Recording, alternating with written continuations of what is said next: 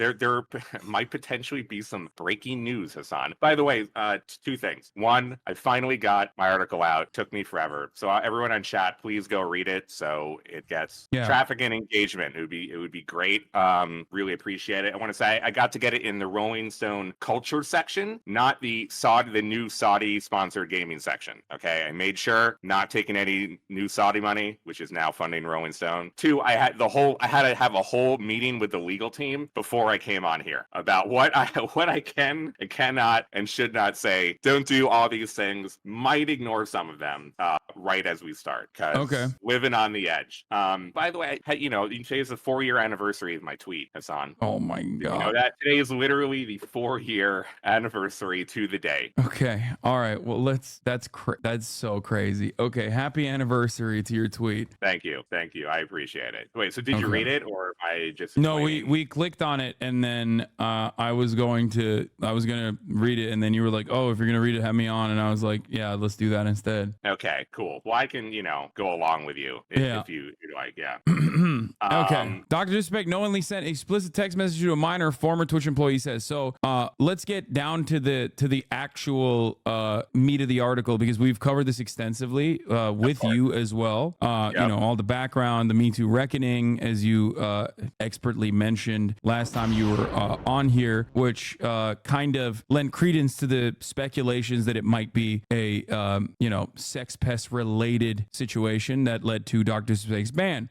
However, there is some new information on here that you are adding to the conversation. So what are some of the things that you can now reveal legally? I mean, I can through my source. I mean, the doc somewhat did it himself, trying to change his text back and forth in his own statement, which was incredible. I gotta say, Doc, well played. That really went very, very well. But a direct source who worked for Twitch for a very long time and has direct knowledge with reading the whispers and logs of the conversation, which we will never have and no one should ever have. And that's actually very important part of this entire piece that I tried to make sure is that he told me, and he said that through him looking at the whispers, Doc knew that the victim was a minor when he was speaking, and he had full knowledge of that. And after he was told that, the conversation stayed the same, and they were just as explicit after he had knowledge that who he was talking to was a minor than from before. Okay, so that's it's certified. I mean, he already admitted it. To be fair, he recognized it and admitted it and voluntarily came out with it. So obviously he knew that this would be revealed inevitably, like in terms of the person being a minor, and that he had knowledge over the fact that the person he was talking to was a minor. Because I feel like he tried to make it ambiguous in terms of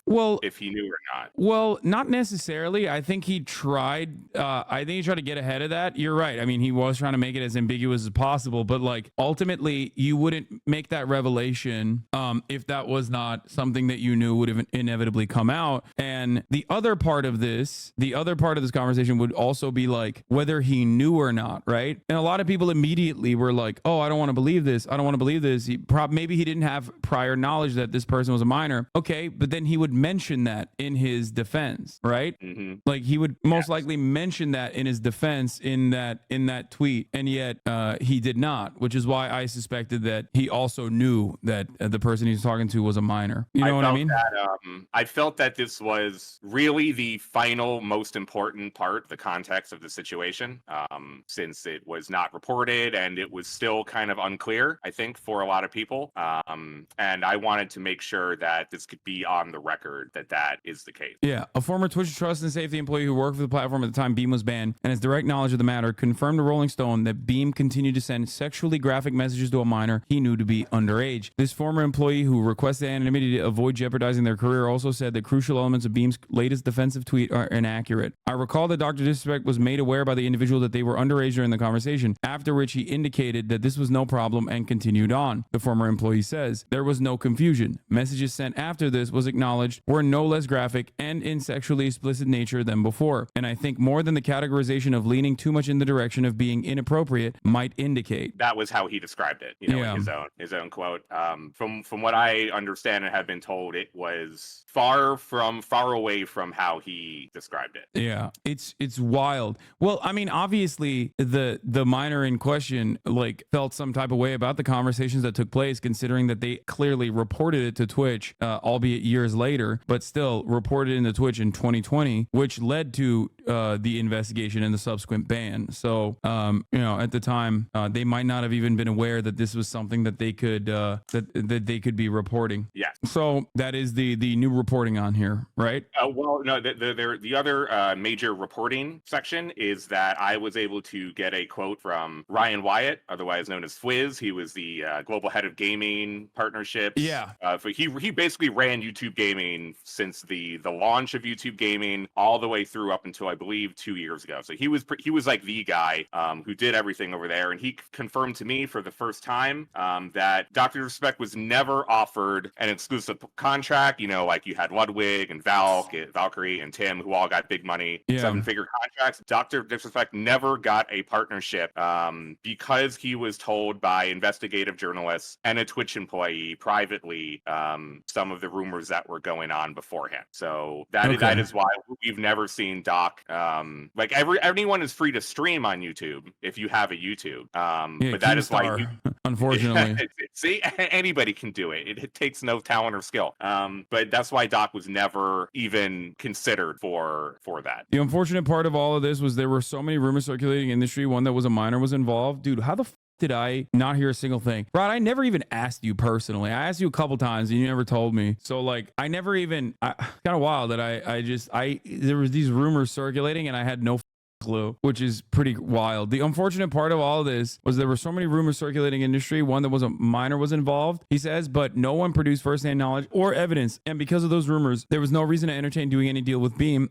And no evidence produced means you can't act on a terms of service violation. The whole situation got even more confusing when Twitch settled and effectively said no wrongdoing, which made everyone in the industry dismiss the rumors. But even still, there was never a reason to do a deal with them after that ban. So I mean, you could see that, like, if the head of YouTube is getting confused by everything, like, this is why I really do feel like, I mean, there's a ton of different reasons which I try to explain in here about why everyone should be confused. In reality, everything that happened actually was relatively good if you look at it, in that we still don't know who the victim is. The public really had no information in all this time until Cody made his tweet. And that has been always for the safety of the victim and victims involved. Like, trust and safety and enforcement ops and, a lot of things I talk about, like them doing the work that they did is why everyone had been in the dark this whole time. If things had gotten out earlier, if you had wanted Twitch to explain, that would have compromised the entire case, and that would compromise everyone else that is there. So everyone people are asking question marks. He said victims instead of victim. That is the apostrophe app. Okay. For this specific case, yeah. Did you see about the trans sex worker who said that Dr. Disrespect was? What do you think about the veracity of those claims? I mean, some people that know her said that she's like airtight. She wouldn't lie, but I don't know enough. I mean, I did not speak to her. I have no reason not to believe them. I mean, there have been several instances of Doc sending text messages. I don't know either way, honestly. No information on her. Okay. All right. So the other big parts in this, if you want to go up it, and the rest is, I really did try to want to detail what was happening inside of Twitch in the midst of this entire situation, and how they looked at it internally, and how they tried to, look at this from multiple situations. So this former employee and this source of mine was able to give me insight into that. So when there was a flood of sexual misconduct allegations to a number of streamers in early 2020, internally, I was told by this source that Twitch created an incident response team, and they have code names for various things that happen in there. Like, when the biggest hack ever happened to Twitch, like, there was a code name which I have to try to look it up, but for this specific instance, they named themselves Gold Sparrow, and Gold Sparrow was created to develop a process and to investigate and take action to all the reports that were coming in from that month of June in 2020, which I thought was what was pretty interesting and a good way for them to go about everything. I thought they did a pretty good job of handling all the situations decisions early on, even from a public perspective, and they were only able to do that with all the teams working together. Yeah, I mean, I'm thinking of like what we've covered this up and down so much Yes. that I'm like thinking about like what is there anything that we haven't brought up? Much of it isn't like to be maybe like new reporting information. I did try to do a good job of highlighting the back end side of things. Like I can say like that they spoke about like when this was happening, about what kind of punishment they should have for Dr. Disrespect, and it was, from the source says, relatively quick and unanimous between everybody in the room. There was no dissent in terms of one way or the other. The contract that he had just signed for millions of dollars did not come into play at all. All the different departments that came together to make a decision all agreed pretty quickly, I was told, from this. But I do really, the thing I wanted to highlight, and I don't know if you talked about this, is that the trust and safety team and the legal operations team that all work, and the LEO team, the law enforcement response team, that all work together. Like what they do and what they did is all for, I mean, we kind of talked about it before, like, you know, to protect everything. And that is why, like, no one will ever see logs. There will never be anything printed. And this isn't all, it shouldn't be for the internet. Like these past 4 years should not have been always, I know it got turned into that situation because it became a mystery, and I obviously didn't help with my tweet and such. You know, of course I take blame for there too, but for it to have been a mystery for this entire time, and for people to have known nothing and still know nothing, means that the people that worked at Twitch and who handled all this did a good job. And then not everything has to be like engagement, endorphins, and likes, and YouTube video and YouTube views, and, you know, view count on Twitch or whatever. It's okay that people did not know details of this story, and people should look at it like it's a good thing that many people did not have details of this for this entire time. Yeah. Good luck explaining that to people. Good luck. Good luck trying to hammer that. Good luck trying to hammer that into the minds of people who have already been like, you know, the Dr. Disrespect texting minors thing. It's one thing, but like, why didn't Twitch plaster this all over the place, top to bottom? They are the ones who are at fault. They made Dr. Respect DM a minor, actually. They should never be talking about anybody or any situation that ever goes on, and they don't. They really have done a good job of not doing things. I mean, there's been as much complaints about Twitch for being, you know, ambiguous in their bans and people not knowing what's going on. And sometimes, yeah, you have people like getting banned for videos and saying dumb shit, which I think is one thing. But then there are actually really truly serious situations like this that people should not and cannot demand information and access to, when not only should they not have it, but a lot of times it is illegal. Okay. Yeah. I mean, it's just having minors conversations. That is an illegal thing to do. Yeah. I think that ultimately it's because of the age of the victim and the nature of the misconduct that makes this tricky to just like come out and be like, yeah, this is the reason why we banned his ass. Kaya, place. How old now? Kaya is 15 months old now. Did Twitch not unban him? No, Twitch never unbanned him. No, of course not. It is crazy though that, like, I mean, obviously people not knowing then allowed him to continue, you know, pumping out content on YouTube. Like he went on for a 4-year streak on YouTube, and it is, I mean, look, I like Fwiz, and he says here like he kind of hands it back to Twitch and says like, well, it's because they never showed any evidence that, you know, we didn't have any terms of service violations that we could get him on. Yeah, I mean that shows even to a company thing. It's not like Twitch is working with YouTube and divulging information. They're not doing that either. Discord was very particular and unique because Twitch worked with Discord in terms of this situation. Discord found things on their own, and that is why they deleted and removed his partnership on that very same day. Like that's a unique situation in terms of like this specific case. What the hell is this guy doing, dude? It's just, I mean, I don't know. Oh, that's what? I mean, that's just, it's just crazy. Yeah. Let's try to steer this conversation to at least a funnier point. But Kick, have you seen the Kick statement that they gave to Dixerdo, which is so funny? They're giving the hot tips to Dixerdo. No, for what? Kick said to Dixerdo, according to Dixerdo's original reporting. Wait, hold on. I'm scrolling through, like, you know, Misgives hair plants and things like that. Or no, this is not it. This is your reporting that they're covering. Hold on. Oh, here it is. It's too soon. Kick has no plans to preemptively ban Dr. Disrespect via Kick's head of strategic partnerships. I think it's just too soon to even consider that. Based on what I've seen with Doc, I don't see the guy making a comeback anytime soon. I think he genuinely wants to take some time off and decompress. He added, I wouldn't even comment on that. I mean, it's on the money over there, right? It's like, you expect anything different? I love that they're like, he was just like, yeah, we're entertaining the idea. Like, it can be seen as like, maybe in the future we might ban him. We might give him a contract. Who knows? Is there some bizarro world that he gets more popular? I don't know. When he returns to streaming? If you were to ask me this question 5 days ago, I would have said no. But considering that I have seen so much defense of Dr. Disrespect's actions from people who understand the situation and yet still defend him, and people who, like, I guess are voluntarily misunderstanding the situation and defend him, I don't know. Maybe there is a market for this sort of thing, that like people like it. I mean, his tweet has like 140,000 likes. Came in right in time, Elon. Oh yeah, there's like, yeah, Elon is too busy restoring accounts that are posting CSAM. So personally invested in the game. So then Doc can stream on Twitter. Oh my God. If there's any person in the world that would court Elon more, Doc more, probably Elon. Yeah, you're not wrong. I could see Elon offering him a contract. I could see him doing that. Not even a joke. There's actually, oh my God, we just spoke it into existence. Carlson and Doc can do a Guy show Beam together. did it, not Doc. The Doc we all know would never do this. In my mind, they're different people. Doc will just be MIA from me from now on.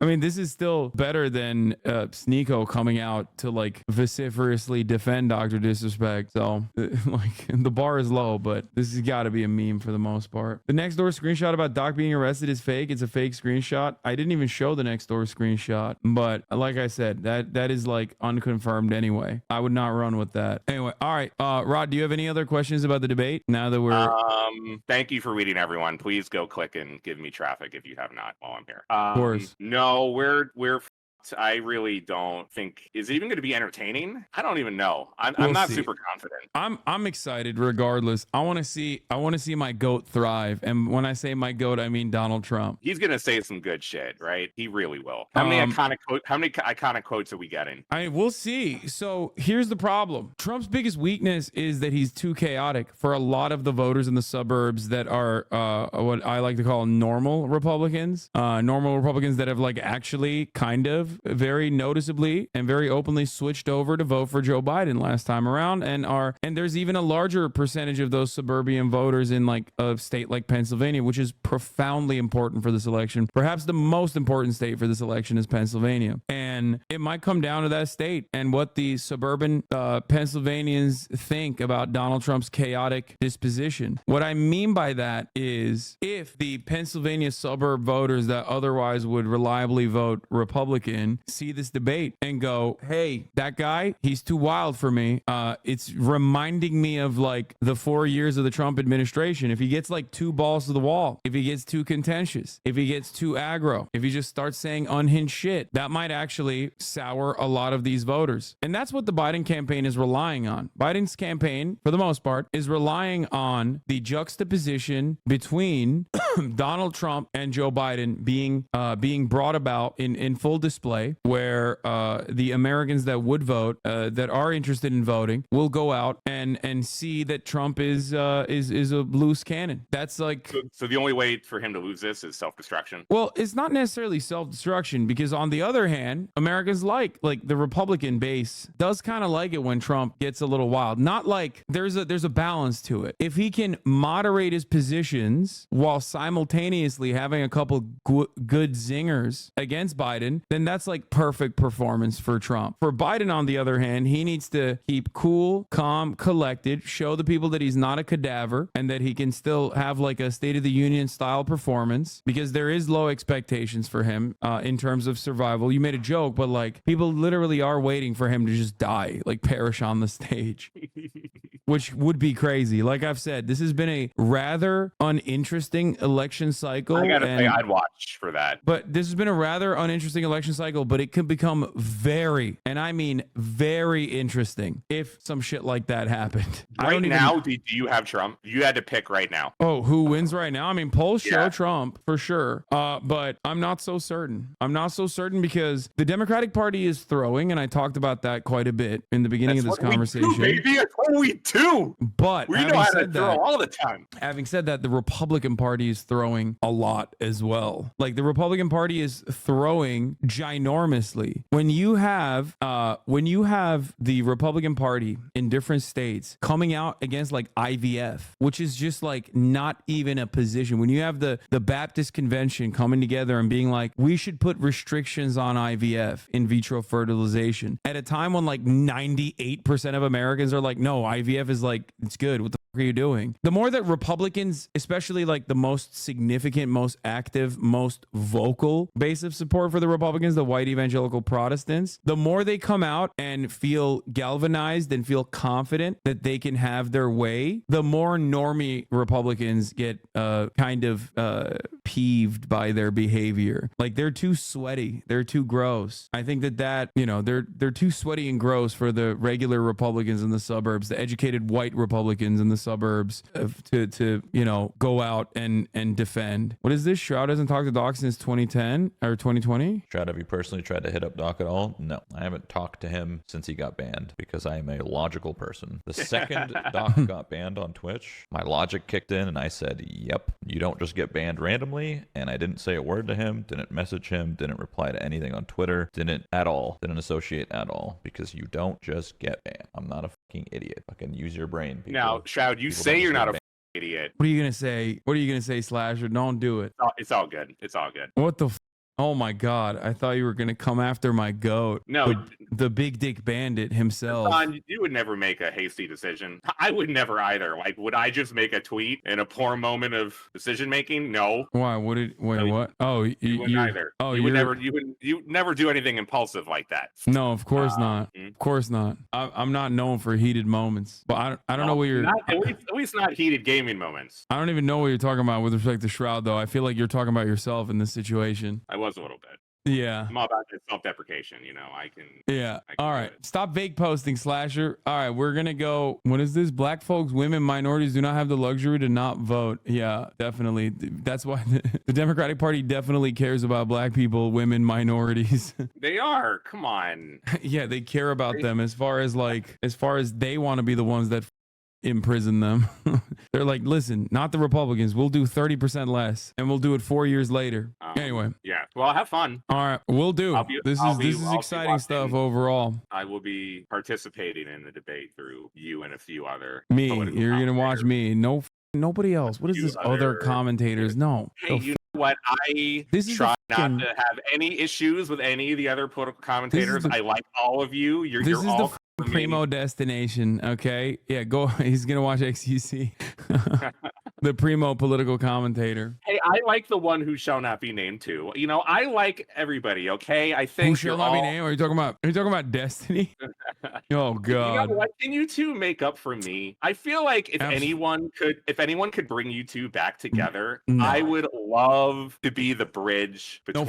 Like, I've known both of you for so long. I care about both of you. I feel like there was a beautiful friendship there. And although it has been mended destroyed along the way, I feel like it could be mended. Slasher, you've been in this industry for quite some time. Yes, I have had people that I have hated for 10 years, and now we are best friends. Hold on. You've been in this industry for quite some time. If I could do it, you could do it. I'm gonna refer back to the Shroud tweet. I'm gonna refer back to the Shroud tweet or the Shroud clip that we just watched. I'm gonna run it back again, and just to help you assess the situation a little bit better. Here, I'll share the screen with you again so you can hear him again. Because here, let's run it back a little bit. Have you personally tried to hit up Doc at all? No. Instead of Doc, input Destiny in there. I haven't talked to him since he got banned because I am a logical person. Yeah. The second Doc got banned on Twitch, my logic kicked in and I said, yep, you don't just get banned randomly. And I didn't say a word. The point is, obviously, with Destiny, it wasn't like the same reasons as to why Doc got banned. That's not what I'm saying at all. But imagine if I were to use an analogy, imagine if Dr. Disrespect was like openly, trying to hit on minors. That's not what Destiny got banned for. But what he got banned for, basically, and we don't know the details. You don't know the details. I don't know the details. But he has been openly doubling down on all of those activities and being a relentlessly toxic person to pretty much anyone he chooses to put in his crosshairs for the past, 4, 5, 6 years. So, there's no repairing that bridge. And also on top of that, he is like an unimaginable dick rider of Israel. Yep, I have seen. Look, I always believe anything's possible. Hasan, I'm all about bringing people back together. I have a guy named Richard Lewis, okay, from my community. No, I know. I know. I remember. Okay, we had beefed and we had hated each other, and we've known each other for almost 20 years. We beefed for maybe a full decade, okay? And he came to New York as of recently. We hung out a bunch here. We're cool. We really like each other. If I could fix that and mend that, then anything truly. I mean, I don't think maybe not now. Maybe not now. Maybe Richard Lewis's fan base is not I don't know, relentlessly cyber stalked you and harassed you in perpetuity by utilizing or Richard Lewis aligning with like open Nazis, for example, like Sam Hyde, who also is a pedophile Nazi, specifically because he hates me and apparently wants to kill me as a joke. Or have you thought about maybe how Nick about Fuentes? Like, no, dude, there's no repairing that mend, because it is not a bridge that was burned on petty reasons, and the subsequent 5 years after that fact have proven that it was an irreparable difference in opinion, no matter how much this cultish fan base feels as though this person is a true progressive. Can't argue with any of that. Yeah, well, so now you understand then. You're not wrong. I've always understood, okay? You know how many times I've yelled at Steven for being a asshole and cruel and a piece of shit? Many times. How many times have you yelled at me for similar things? Much less. Much less. Say. Never. Not even, probably, yeah. From my recollection, that's not the even difference, one because time. I do have principles, and I haven't spent the last 5 years like actively cultivating a fan base on one principle alone, and that is Hasan, which he did, and he has, and he's, like I said before, and I'll repeat again, I'm literally paying his child support by simply existing. You know what? I realized I just turned all the goodwill I may have had with your chat. In 100%. You thought the beginning would ruin my trust. No, I found the real reason how I was going to go downhill. Yeah. Well, anyway. don't have to. You know what? Now they're back to hating me. Damn. Well, it ultimately is not about, like I said, it's not even about being an. It's about like being genuinely a rapacious scumbag who is ultimately a very toxic individual who weaponizes his fan base against all of his enemies, all of his perceived enemies, and even some who are aligned with his perceived enemies. Like there are much smaller content creators in my orbit that I'm friends with that that are on the receiving end of this cyber stalking and this harassment, this relentless harassment, clip chimping, and active like anti-negative PR campaigns that are masked under the guise of like holding people accountable. So it's not like shit ain't sweet. Again, can't argue there, or I won't. It's all good. I'm sorry. All right. I'm sorry. All right. Have a good one, Slasher. Thanks for talking to me. Hopefully it's not another 4 years. I see that, by the way, chat. I hit this guy up. He's in New York. No response. Multiple. I was with my family. Okay, I see. Yeah. What do you mean? You didn't even tell me. You didn't even say, "Oh no, I can't do it." I'm with my family. Also, I don't have Twitter. Like I have Twitter. Like I have a Twitter account, but I deleted it from my phone, which was one of the best decisions I've made in 2024. Straight up, absolutely one of the best decisions. So unfortunately I never see Twitter DMs. I never see Twitter DMs until it's like far too late. However, it has been phenomenal for my mental health, because it's like such an awful right-wing shithole that I noticed myself like just actively doom scrolling nonstop, seeing so much death, so much destruction, and also it shows you like the For You page basically shows you like all of the worst shit that you don't want to see because you're actively looking at it. You are right, but this is a very convenient answer, I have to say. I get it. I understand. I mean, it's not a convenient answer. It's just what it is. I literally don't. No. I agree. I agree. Everything you're saying, I agree about Twitter. I totally, I get it. I get it. All right. Hit me up. Maybe next time. You don't believe me? Hit me up on Discord next time. Hit me up on Discord, even though I'm bad at responding in Discord too, but still. All right. Bye, Slasher. All right. See you. Have fun. All right, bye. That was Rod Slasher Breslau, investigative reporter with a Rolling Stones byline. Would you box Slasher? No, I would not.